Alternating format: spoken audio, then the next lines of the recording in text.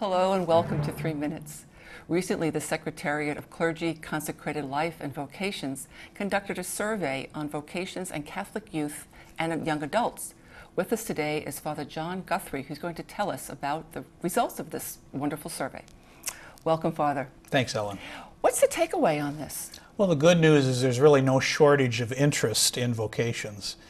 The study shows that over 600,000 young men and women have very seriously considered a vocation to the religious life.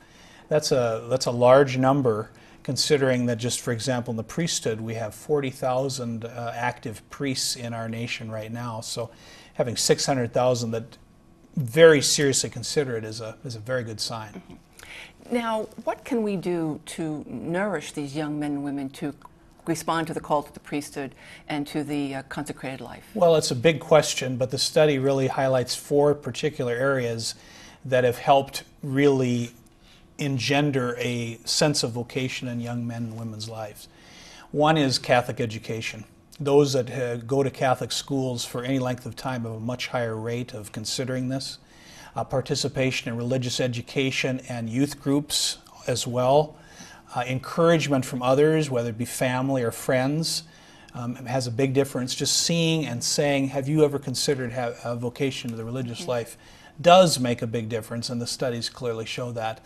And finally, knowing somebody personally that is a priest or a religious sister or brother also makes a big difference. It's a relational reality. It's not so much of a cognitive thinking thing. It's all about relationships in this, and that's what church is. That's right. It's community and relationships. Exactly. Now, I noticed in the survey that there's a special focus on Hispanic youth and young adults. Tell us about that.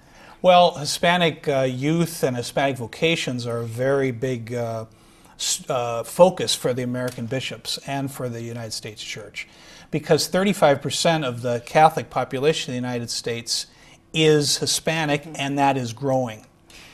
So it concerns us a little bit that only 6% of priests in the United States are Hispanic, only 15% of seminarians are Hispanic. Now those are good numbers, but they don't quite match the demographic.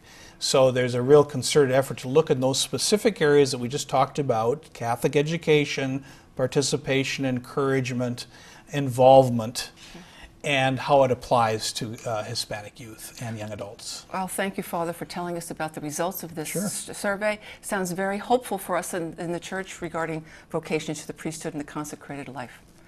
Thank you for joining us for 3 Minutes. See you next time.